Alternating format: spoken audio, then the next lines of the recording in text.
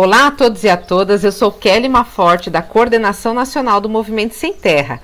E esse é mais um programa Análise de Conjuntura. Vamos lá? Essa conjuntura está muito agitada e quente essa semana. Isso porque tivemos um 7 de setembro, que foi um capítulo importante na luta de classes. Por um lado, tivemos convocações diretas por parte de Jair Bolsonaro para que pessoas pudessem ir às ruas para se manifestar em torno de pautas golpistas.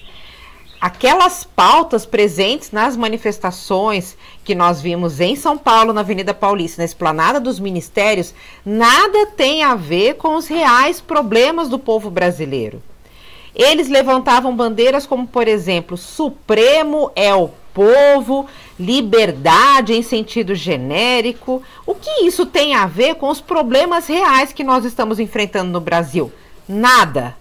É uma manifestação golpista, uma manifestação que quer romper as regras da nossa frágil democracia e impor um regime extremamente totalitário que só vai atender aos interesses milicianos de Jair Bolsonaro e seus asseclas.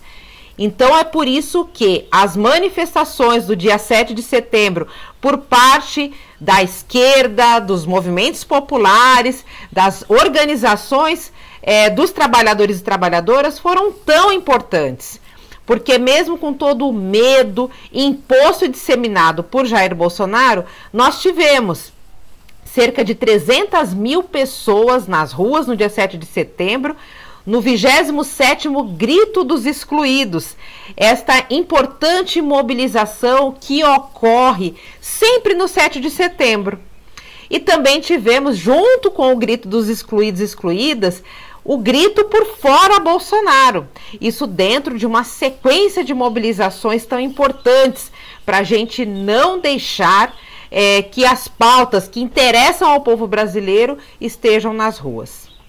Esta mobilização do 7 de setembro, do Grito dos Excluídos, mobilizou 300 mil pessoas em mais de 200 cidades e criou um clima de muita organização e esperança para que a gente possa organizar outras mobilizações que vêm na sequência. Da parte de Jair Bolsonaro, nós tivemos uma tentativa de golpe, mas nós podemos se perguntar por que um presidente que foi eleito pelo voto, né, da maioria dos votos válidos, né, da população brasileira, ele flerta o tempo todo com golpe. Por que um presidente eleito quer dar um golpe? Não é estranho, né? Mas nós precisamos pensar que este projeto em torno de Bolsonaro nunca foi para governar. Sempre foi uma tentativa de estabelecer esse regime totalitário para que possa, inclusive, romper as regras do jogo do ponto de vista de uma regra democrática. Jair Bolsonaro sabe, né, que cada vez mais ele fica isolado, cada vez mais setores, né, da classe dominante desembarcam dessa barca dele, que já está furadíssima e está entrando água, e também ele está de olho nas eleições de 2022 e vê o quanto ele seria derrotado ainda no primeiro turno por Lula.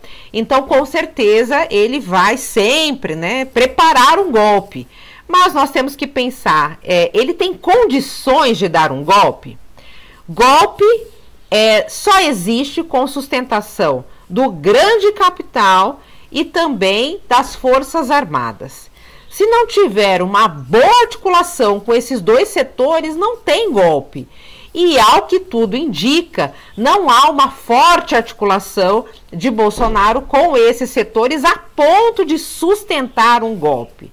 Portanto, companheiros e companheiras, Bolsonaro é essa figura que vai sempre querer dar golpe, sempre vai querer tramar na caserna. Se ele vai conseguir e vai reunir as forças, tudo indica que não. É por isso que nós temos que avançar na luta política, avançar nas mobilizações, avançar na organização e pautar os temas que interessam aos brasileiros e brasileiras. Tá tudo caro, a culpa é do Bolsonaro.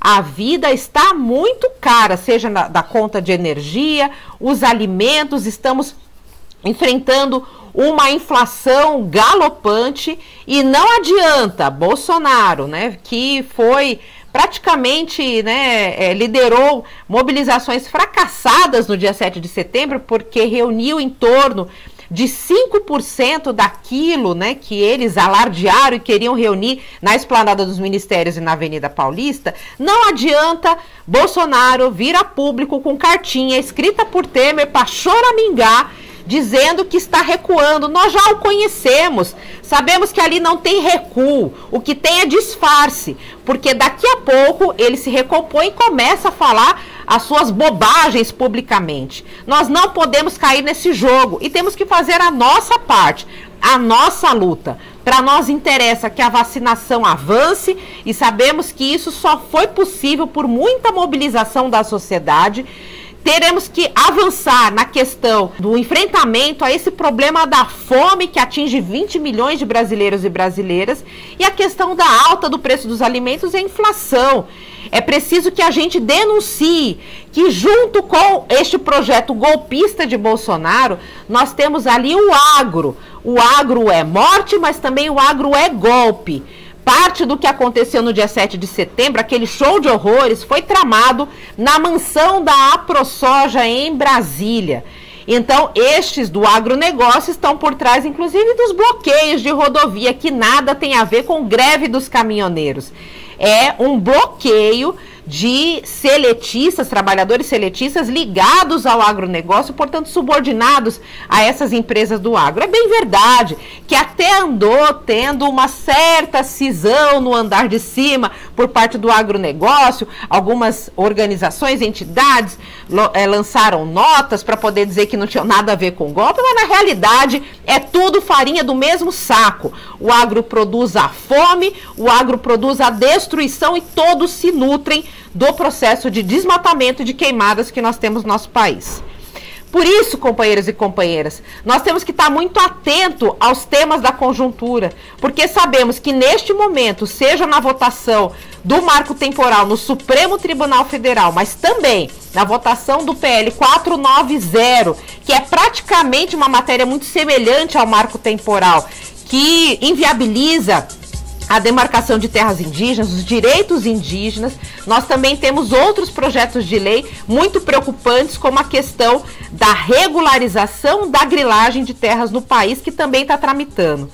É por isso que é muito importante a mobilização, e por isso saúdo este grande acampamento de indígenas que nós tivemos no nosso país, mobilizados, né, com muita força. E agora nós estamos recebendo 172 etnias dentro do acampamento das mulheres indígenas, que com muita força e resistência nos dão um exemplo do caminho a seguir. E é por isso que nós vamos lá para Brasília, saber o que está rolando lá no acampamento das mulheres indígenas e como elas estão resistindo a essa situação tão grave que o nosso país está enfrentando. Nós estamos aqui para dizer não à mineração, estamos aqui para dizer não ao garimpo. Nós não queremos mais que nossas crianças morram contaminadas com o mercúrio da mineração. Nós estamos aqui para dizer não ao PL 490. Nós estamos aqui para dizer não ao desmatamento dos nossos territórios. Nós estamos aqui para dizer não às queimadas. E juntos aqui vamos a dizer que não aceitamos mais queimar índios em Brasília. Não aceitamos mais queimar os nossos direitos. O que nós queremos queimar é o autoritarismo. Queremos queimar é a ditadura. Nós estamos aqui defendendo nossos territórios, porque demarcar a terra indígena é também defender a democracia. Demarcação